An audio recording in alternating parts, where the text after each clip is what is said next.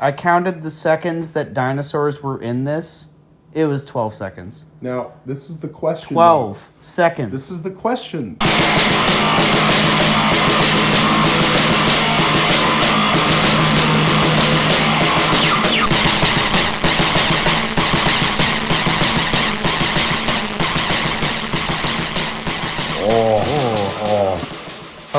Hello, and welcome to Wait, but we actually don't have that much to groan painfully about today. We sat through an entertaining film, and we have like a new little motif that we're going to explore for the Ulk podcast. Yeah, we have a new section. It is called, Graham? It's called Have You Seen? Yes, have you seen this movie? So Graham, I've heard you've seen a movie that you want to discuss really quickly before we get to the grand feature that we're going to be discussing that we watched together. Well, a film I haven't seen, so I've heard of it, but tell me about it. So Jonathan told me about his idea earlier today, because we were supposed to have a topic of the week, and then we have 4 episodes out, and we did the topic of the week once. So apparently that's just going to be an intermittent thing, but Have You Seen is, in my mind, it's a discussion of films that we probably won't be reviewing on this podcast, but that still deserve some kind of honorable mention. Or just some bullshit you watched and want to talk about. Yeah. Or something I watched and want to mention really quick or whatever. Well, I mean, assuming we'll be alive for the next, 20 years or so, we may get to all of these movies at some point or another. But yeah. So we're just going to briefly, we'll bring up a movie that we've seen recently that caught our eye or was interesting in some way or was worth talking about, and we'll briefly talk about it, and then we'll move on to our main review. And we're going to be interrupting each other frequently. Oh. And that's a personal in-joke, but... I don't want to do that. That'd be horrible to listen to. Well, I'm going to do it to you, so... Fuck you. All right, just go on. Anyways... Talk about your movie.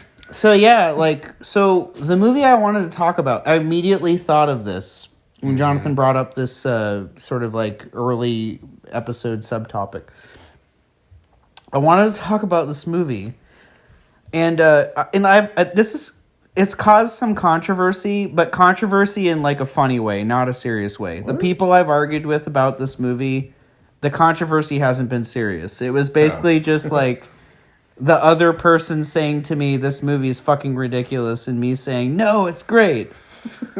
But we actually both know that it's not great. That's just funny. But there's this movie. It came out last year. I believe it's from 2020 or 2019. It's called Unhinged.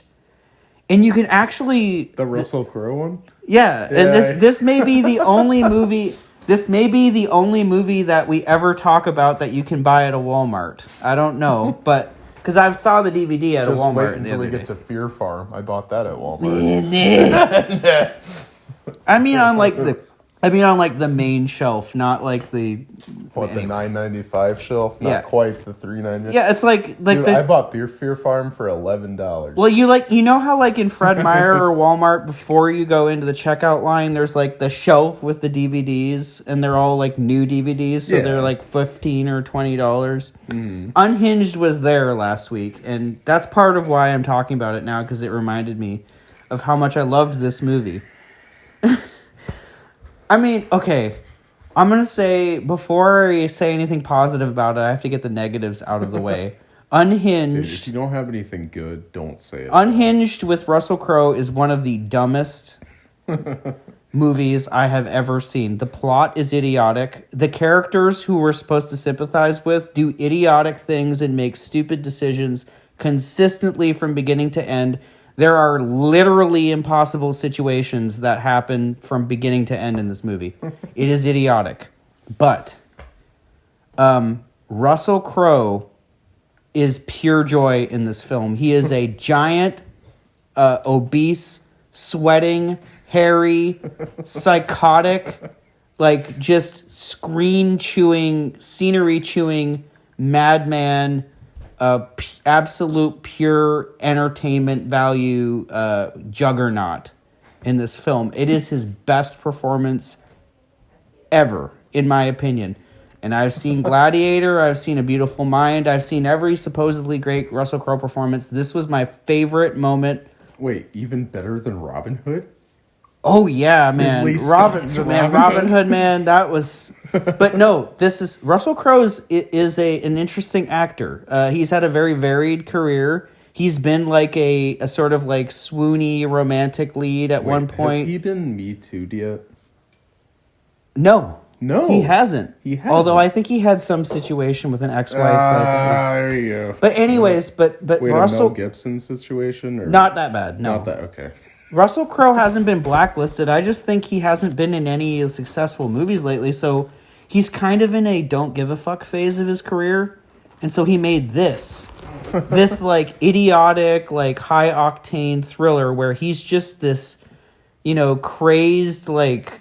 rage-fueled juggernaut who's just racing around in a truck, like terrorizing people and beating people to death in like diners. What? Like, it's just absolutely incredible, and his performance is magnificent. I don't care if Russell Crowe was drunk the entire time and he was method acting. He is magnificent in this, and he's pure entertainment, and I loved every second that he was on screen, and I just want to see more of that Russell Crowe because, you know, it's kind of like the same feeling you get when you see a latter day like washed up Steven Seagal movie where he actually tries to act and tries to be good, and it's just amazing. Well, like okay. good fat washed up Seagal when he's good is absolutely incredible and entertaining, and that's what Russell Crowe is in this, and that's why I loved it. Now, how is the movie around him, though? The movie is terrible.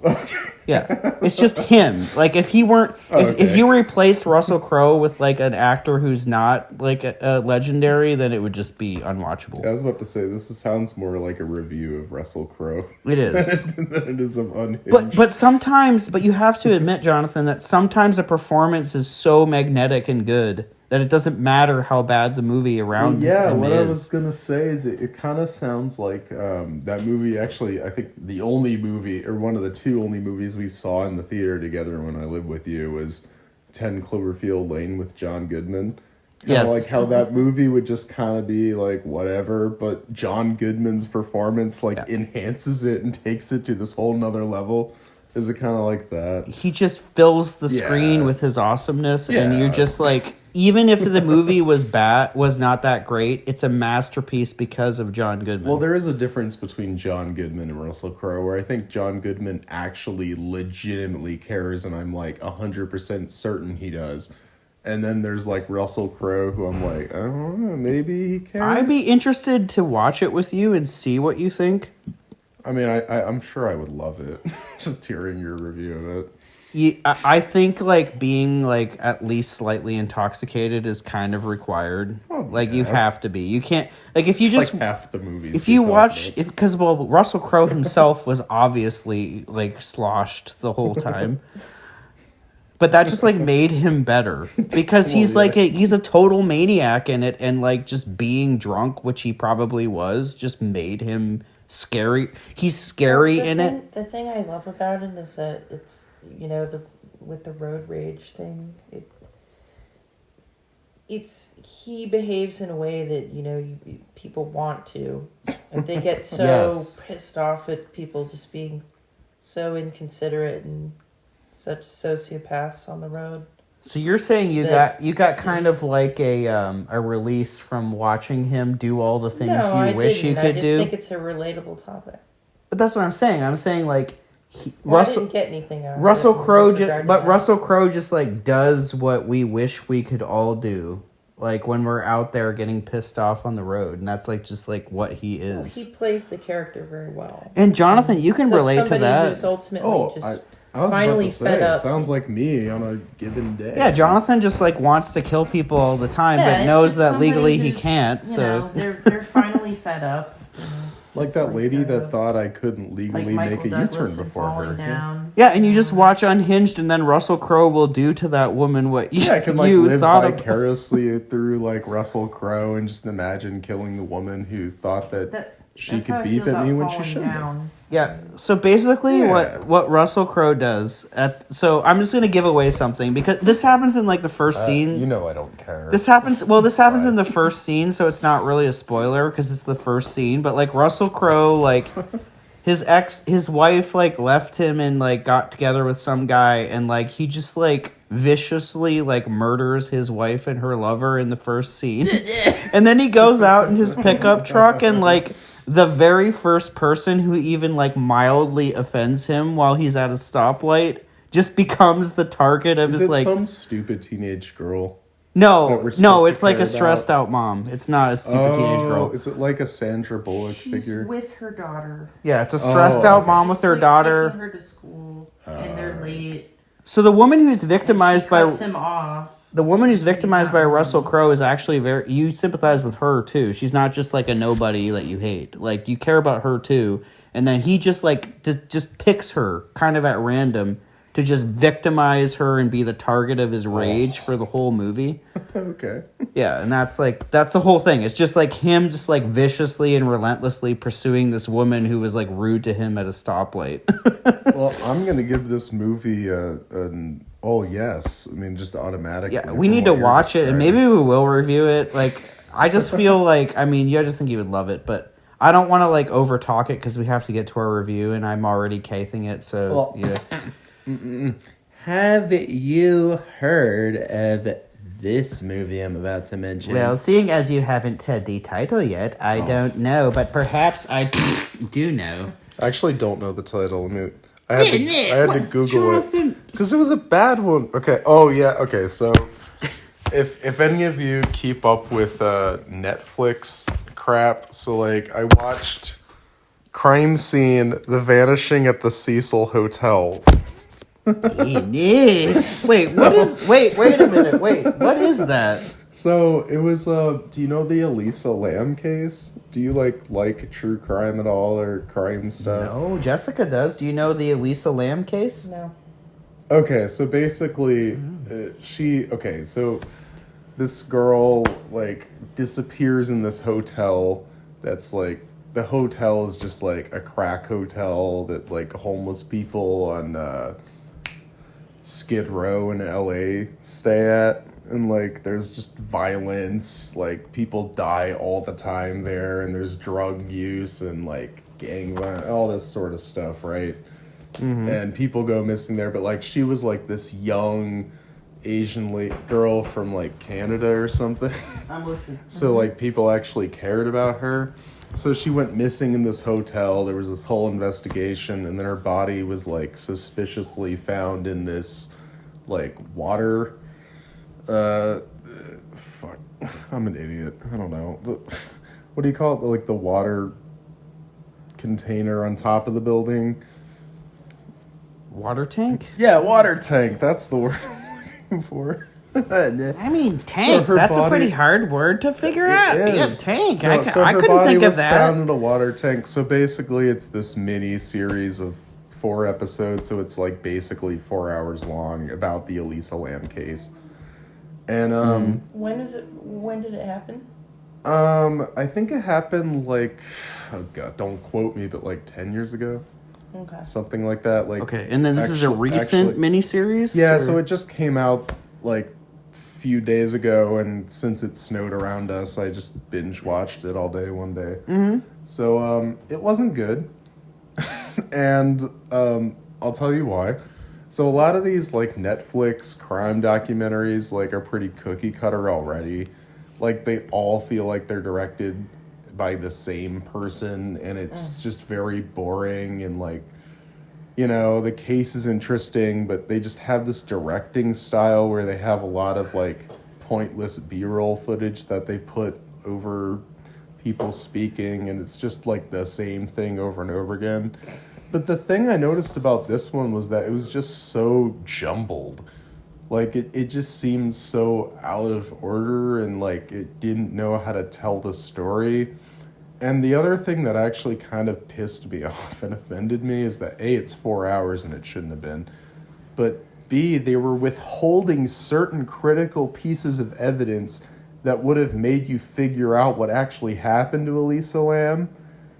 but they held out on that little piece of evidence while they were talking about that piece of evidence. Like they show you the puzzle with the missing piece, hold out on the piece, and then tell you at the very end. So like at the very end, there's like a 10-minute sequence where it just tells you all the missing pieces it held away from you the whole time.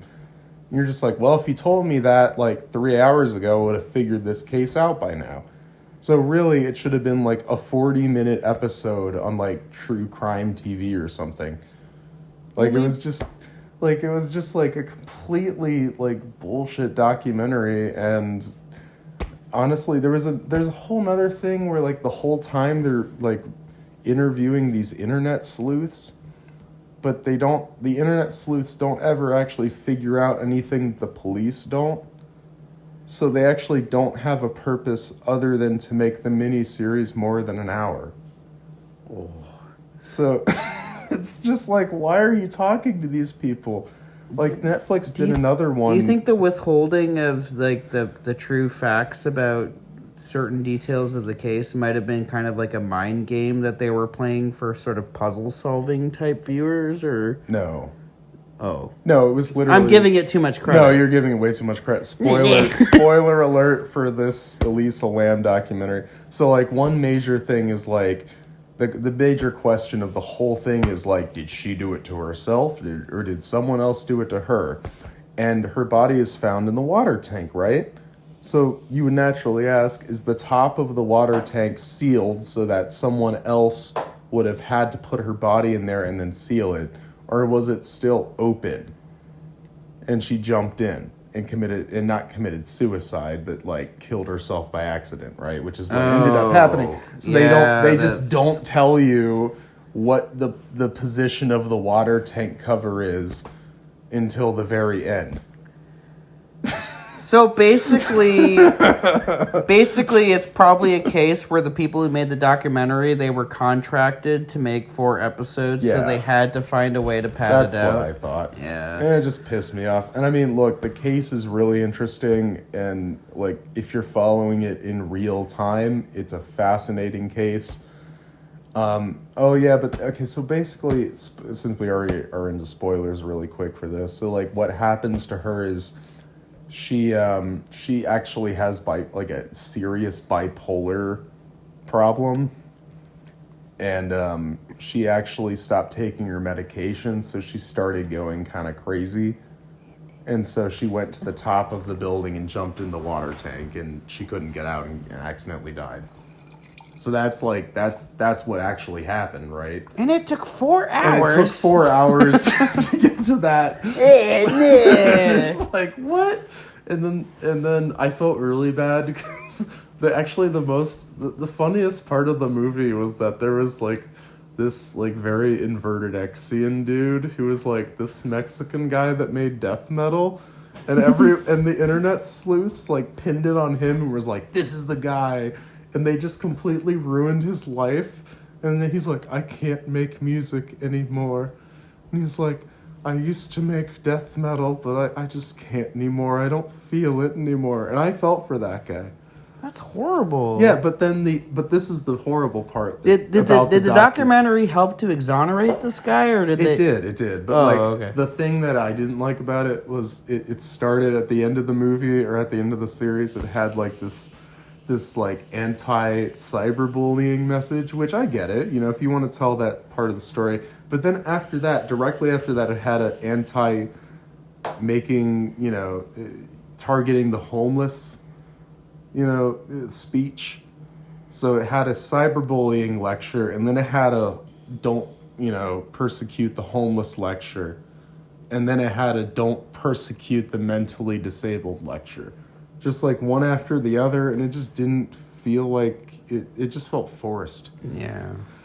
So that one was a stinker, and that's really all. So are you bringing it up on the have you seen segment because you want people to waste 4 hours of their lives? No, I don't want them to, because it's like listed in the top 10 Netflix movies, and it's like, if you like other crime movies, watch that. Don't watch it.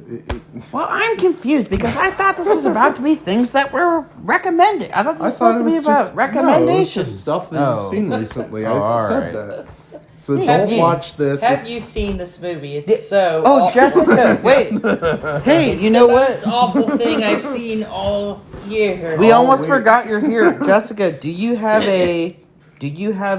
have you seen to talk about? No? No, you Well- put me on the spot. Well, that's okay with me Put me on because the that spot. just means that it gives more time for me to talk. Have you seen Unhinged? No, Graham. Have you seen? Wait, did I already Elisa talk Lamb? about Unhinged? Well, Have let I me already talk about talked it about more. Elisa Yeah. Lamb? Have you seen Kate watching Laurel and Hardy? Anyway, I I think have. we should get. We both talked for 10 minutes about our movies. Let's just get to the Oh yeah, so we feature have film. a feature movie to discuss. Wait, I'm sorry, I'm not doing He's that. not going anymore. to see the video, is he? I hope He not. won't. Hear it. He Anyway. watched one inverted X video 5 years ago and complained about the sorry. screaming and never watched anything else. And he never listened to our album and doesn't care. So There are some it's- good musical ideas. However, I could not get over the constant screaming. Look, if it wasn't constant, and if Keith, look, Uncle Keith, if you hear this podcast, we love you. I love you. Jessica loves you. Yeah, we Your love you. son Jonathan loves you. Everybody loves you. This is gentle ribbing, and if you can't get over it, then that's your problem. And Oh. uh, We watched a movie, I guess you could call it, that I saw when it first came out, like, 10 years ago, called Area 407. yeah, And I told you, I'm like, Graham, it's this dinosaur movie, a found footage dinosaur movie, which I love found footage. But I knew there weren't many dinosaurs in it. So let me put it this way, and I think, the more perceptive of our listeners can figure out what I'm saying here. Jonathan told me this was a found footage dinosaur movie. He is a used car salesman. Let that sink in for a second. All right. I don't deny it. I counted the seconds. I counted the seconds that dinosaurs were in this. It was 12 seconds. Now, this is the question. 12 seconds. This is the question. This is what the quality of the movie hinges on.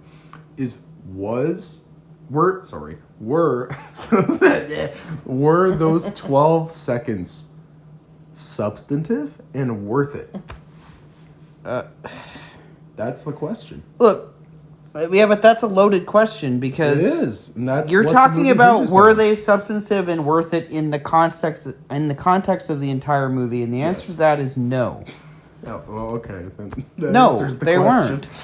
Yep. Well, No, you're right. They aren't. I mean, I don't when know why I made you watch it. I think I was last time when we attempted to review Synchronic, which we'll do again, but we attempted to review it and it failed, and we were recording something for it. And I think during that, I was a little intoxicated, and because of the substance I was on, I thought ordering this movie and reviewing it was a good idea. And then I paid like $15 for it to own on DVD, and then we just kind of followed through with it. I think that's really what happened. I don't really care if we watched this or not. wait, are you talking about Synchronic or? No, I'm talking about Area 407. No, I was intoxicated and ordered Oh. it and was like, you have to watch it. Oh and no, then no, now you it's got just got like, me I'll wrong. bring it No, over. I liked Area 407. No, I kind of liked it too. No, I actually enjoyed the movie. I'm not saying it was a terrible movie or it was painful or anything. I'm just saying. You said it wasn't worth it. The 12 seconds of dinosaur weren't worth it. No, okay. I think you misunderstood me a bit. What I was saying is the 12 seconds of dinosaur footage I guess the question I was more thinking was, do the 12 seconds of dinosaur footage allow us to describe this as a dinosaur movie, and the answer is no. No, it isn't. That's what I meant. I think yeah. I just kind of I just misconstrued your question a little bit, but like Really that. quick, it's about these plane crash survivors who stumble upon this mysterious desert area, and there's dinosaurs in it for 12 seconds, and then they all die. Okay, Jonathan, just stop overthinking it. What it is it's a shaky cam footage movie with a bunch of people walking around in the desert and going to abandoned houses and yelling at each other. That's what it is. No, you're right. That's basically That's yelling, people in one location. And, then they go to a different location and continue to yell at each other. And they usually yell at each other between locations, too. Yeah. And it's just really just people yelling at each other for 90 minutes. Yeah, and with a movie like this, like, I kind of asked myself two questions. Now I forget what I was going to say. I remember yourself two questions. Well, I asked myself first: Are there entertaining characters that keep us going through these scenes of people yelling? The answer to that is yes. And the second question is: are there things to comment on and make fun of throughout? And the answer to that is yes. Yeah. Like now, and I want to kind of point out for context, like the last few like bad movies that Jonathan and I have tried to watch and review, they've been unreviewable. And the reason that they're unreviewable is because the vast majority of them have just been people sitting on couches, like, talking about nothing. And it's like I decided to go easy on you this time. Well, I have to make up for when it. your movie is so bad that there's nothing to comment on. Like, if there's just people sitting there and they're talking about nothing and they're doing it in a drab, monotonous way, and no character has any personality, and there's nothing to make fun of, and there's nothing to make to comment on. It's just people sitting on a couch. That is not. There's nothing reviewable there, right? No, there isn't. Like we couldn't.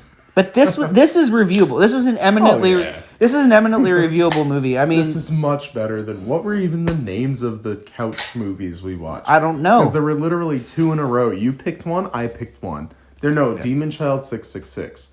And then that wasn't one. Wait. Oh no, that was the first one we watched. Hang on. No, but that wasn't a couch movie. Whoa. What made 666 Demon Child unreviewable was not people sitting on couches. It was because you couldn't hear it or see it. Yeah, that was an issue. That was the problem. No, but then there were two. What I got mixed up is there were two other movies we watched that night that also included people sitting on couches. Yeah.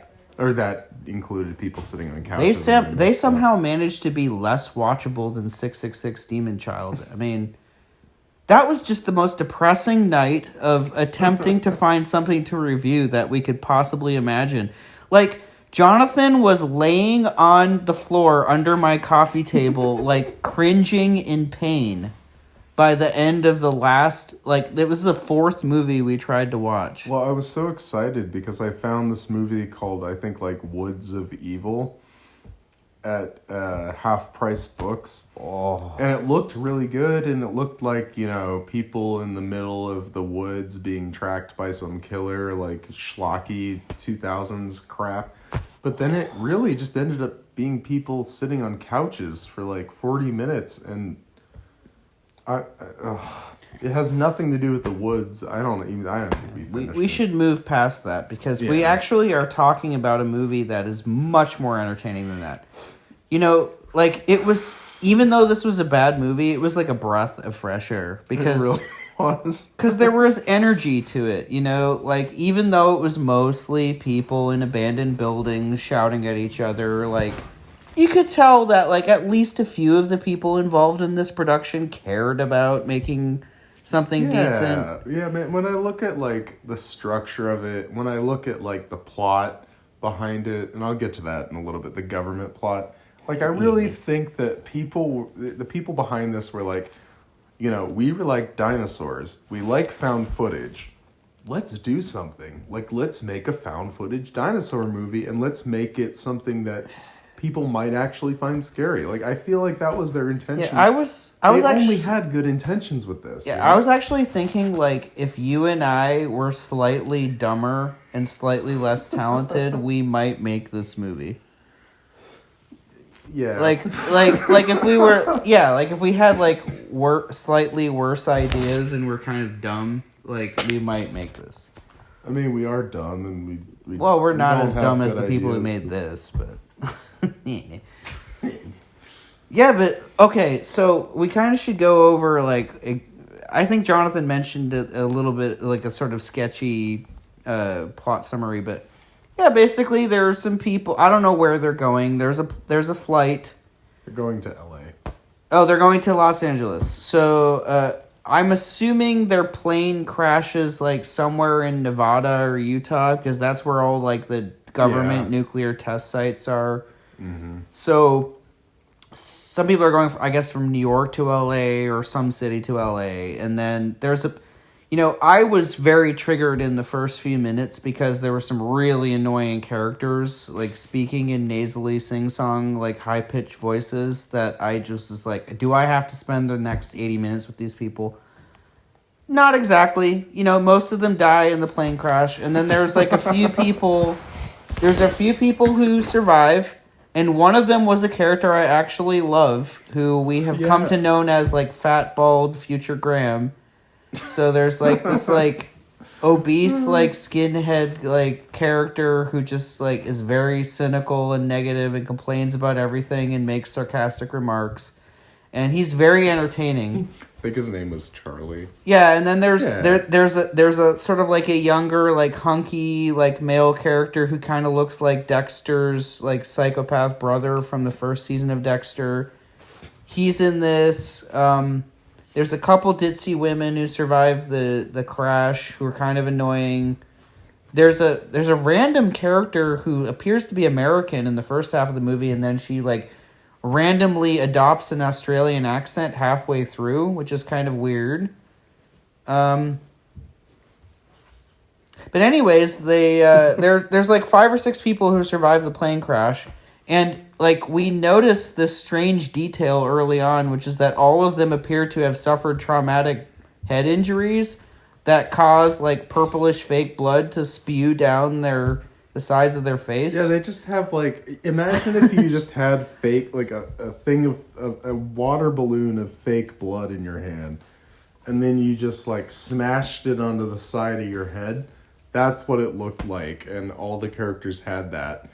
So how these characters are running from one place to the other and even have the energy to like muster up to yell at each other in the situation is beyond me, but it was fun. Yeah, I found myself like wondering like, why are these people running around screaming, and why do they have so much energy if they all just got like horrible brain injuries? Shouldn't they be like they all have like concussions, and I don't know how they're moving and functioning. And it was another like amazing like detail of our experience watching this is like, so my son Julian is he was like wandering around while we were watching the movie, and we were kind of concerned like, well, this might be like an adult film, like maybe we shouldn't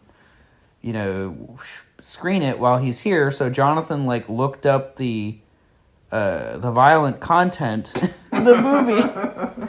And like one of the things that was mentioned was that there was a severed arm that was shown in it. Like literally, it's like a Kmart like rubber fake arm with some purple blood splashed on it that's shown for like a second. And it's like a shaky cam too. So like I had to point it out. I was like, "Did you see it?" You were like, "Yeah, I did." Like I was surprised that we both saw it because it was so quick and so shaky. I mean, I have literally seen Disney films that are more disturbing than that, because there are actually Disney films with very disturbing story arcs, but we won't get into that right now.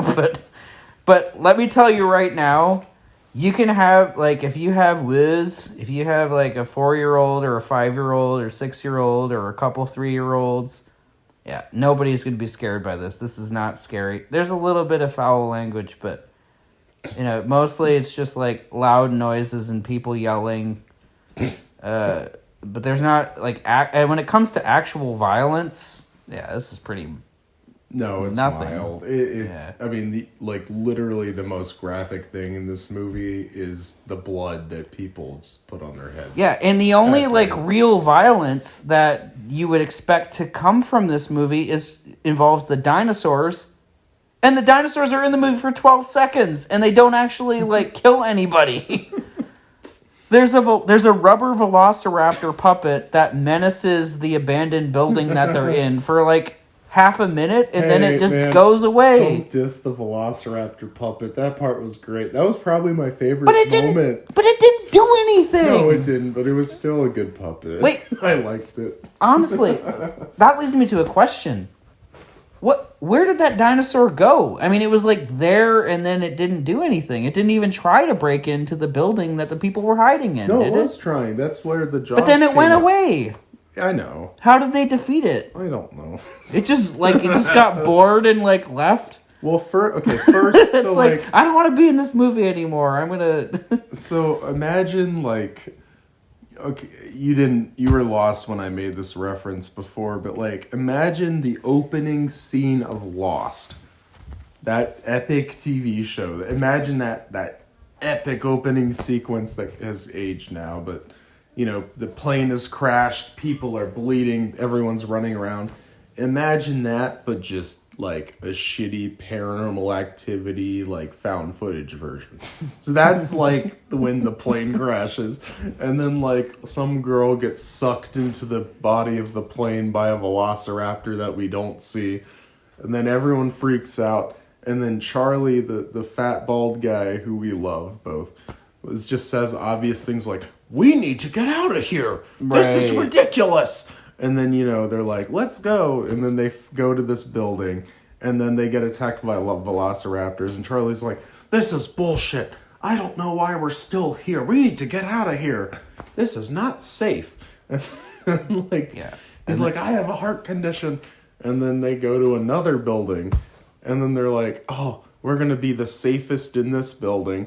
And they're like, "Actually, we need to go back to the plane so we can get the radio transmission." So then they go back to the plane, and then they black out, and then it's daylight, and then other things happen, which we will... Yeah, one of the things that's kind of amazing about the story arc is, how...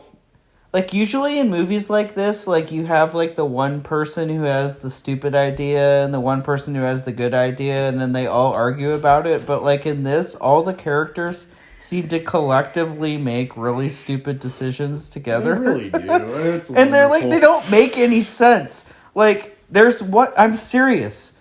There's a point in this movie where, every character is in what appears to be a safe, stable place where they can effectively fend off a dinosaur attack. Yeah. And then they all just decide to go back out into the darkness where they're completely vulnerable a minute later. What? But it adds to the charm. Yeah, no, it makes it much more it entertaining. There were so many stupid decisions made in this, but there were a few things I really liked about it. I loved some of the actors are just incredibly histrionic and full of energy. Yeah. And I love that. I mean, there's nothing I hate more in a bad movie than actors who clearly do not care about the film that they're in, and they're just flatly reading dialogue or just sitting there doing nothing. No, I agree.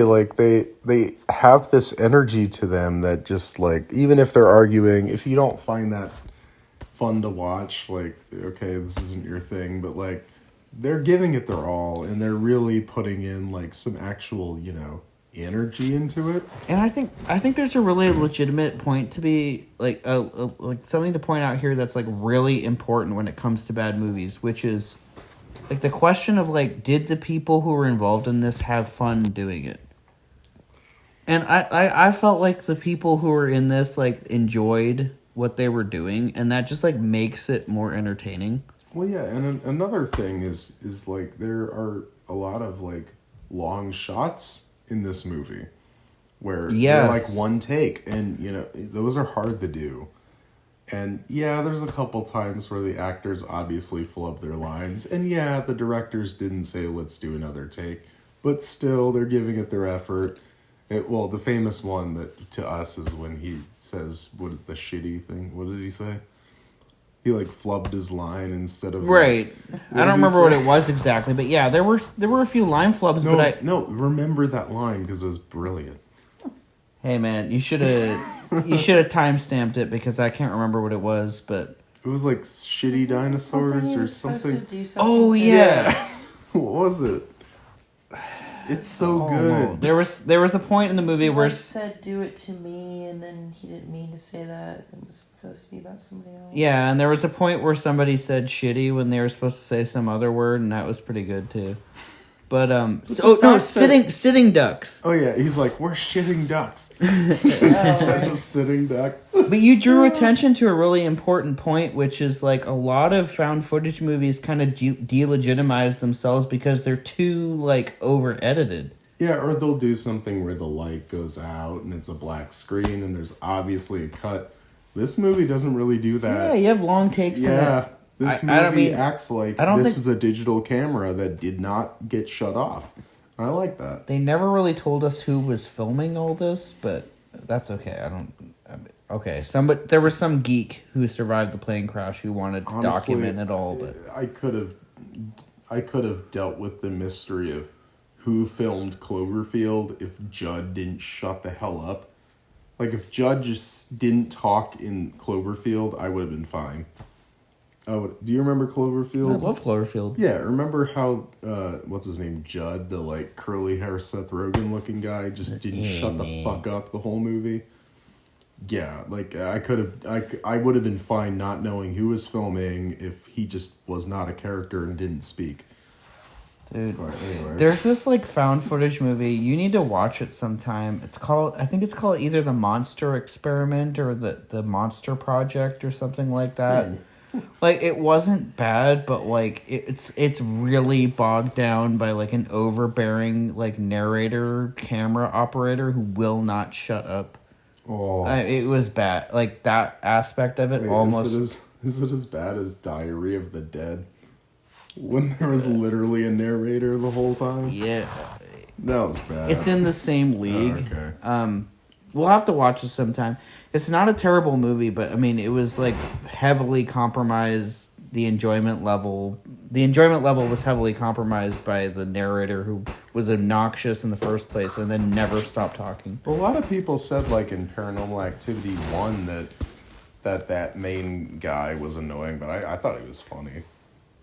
Do you remember Paranormal Activity? I do, but it's a I like the first one. Look, yeah. This is a fine. It's a fine line with found footage movies because you have to think about it this way, which is, you know, if this is supposed to be literally somebody's homemade footage of something, there could very well be an annoying person filming it.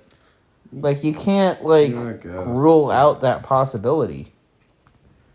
No, and honestly, a lot of found footage movies that I've seen recently are just obnoxious, like, Instagram people. I mean, imagine if, like, you know, guy you hate, #1, Pete Buttigieg, like, what if he just, like, happened to film an amazing found footage movie and was, like, talking the whole time? And, like, making you hate your existence. Like, you know, you would still watch it if he had something compelling on film. You might mute him, but... You know what I would do? Spoiler alert for Area 407. I would do what that main character did in the car to the girl with his gun at the end of the movie. Which is just shoot her point blank in the head. I would just do that if Pete Buttigieg made a movie. Not that, look, I don't care if you're right or left, but Pete Buttigieg is a piece of shit, and I hate him, so... Anyway, I hate that motherfucker. Okay, maybe I shouldn't have brought that up. Oh, I could go on a whole rant about Pete. Pete, I'm not saying anything but blank platitudes, Buttigieg. Oh... Come on, man. He's just a white Obama. I mean... the point is he's trying to be Obama, and it's annoying. And he's trying to be the Obama who who wasn't elected as opposed to the Obama who was elected. So that's even worse. Well, anyways, the found footage movie with 12 seconds of dinosaurs in it that we're supposed to be talking about. Yeah, well, Jonathan just alluded to one of the movie's best scenes, which, I mean... Well, yeah. Let me just tell you right now, I'm not going to give it away, but there is said spoiler, you can spoil it. No, there's a very good reason to watch to the end of this. A very good reason. There is an amazing scene at the end. It involves, number one, a genuinely unexpected shooting, and it involves the second 3 or 4 second dinosaur appearance in the entire movie. Yeah, stop. Yeah, so I mean, and I forgot to mention this because the villains of this movie are not just the dinosaur, it's the people who are on this mysterious government base who obviously want these survivors of the plane crash dead. Yeah. Which is if it was a little better, honestly that would be a little more effective, but you could tell it was trying. Well, the movie defeats its own purpose because, okay, so I assume the point of genetically engineering murderous dinosaurs is so that they could kill people with them. But they couldn't even trust their genetically engineered dinosaurs to kill off the people they wanted to be killed. So they had to do it themselves. And so we get this Michael Moore / Elvis Costello guy at the end who pulls up in an SUV and then shoots a woman in the head in a really unconvincing fake gun effect. And then he gets killed by a T-Rex. Wait, I just gave away everything. I said spoiler 2 minutes ago. It's fine. But, yeah, no. But I can what you just brought up just kind of irritated me because I was what? Okay, so this is supposed. The point is they crash land in a secret government zone where they're breeding dinosaurs. Yeah. And the dinosaurs are apparently supposed to be killing machines, but they're not even. The killing machine dinosaurs that they engineered are not even effective enough to kill 6. And you only see them for 12 seconds. 6 people with head injuries who have no weapons and are hiding out in an abandoned building, and the dinosaurs can't even get to them, so they have to send Michael Moore / Elvis Costello to kill off the people who the dinosaurs couldn't kill. And then they get killed by their own creation. So, I mean, look. I don't know, what would you rate it? I mean, let's just jump into ratings. I give it an NA. That's our 3, right? Yeah, I give it an NA. It's an NA. I mean, it's a slightly less than okay movie. Look, in terms of logic and competence, I give this a 3. But in terms of entertainment value, I give it a 6 or 7. So it's falls in between those two. It's a 5. So it's an NA. Yeah, it's a very middle-of-the-road found footage movie, which, honestly, a lot of found footage movies I see are either good or just awful. I think it would be this is kind of a weird middle-of-the-road contender. It's a fun party movie. If you have to go to if you're going to a college party, hopefully post-COVID where everybody's vaccinated so that you don't, go kill your grandma after the party. But yeah, if you have to bring a movie... If you have to bring a bad movie that everybody can laugh at and enjoy to a college party, it's a good pick. I feel like it. You're not going to get laid after picking it, but No, but you might get a handy. But people will laugh, and there will be a good time will be had by most, if not all. It's that type of movie. It's fun. It's fun. It's kind of lighthearted. So, if you and I were Ebert and, or Siskel and Ebert, will we give it a thumbs up or thumbs down? Hard up or yeah, that's down? A tough one for me because I absolutely hate the thumbs up, thumbs down thing. Too. I hate it so much. It up.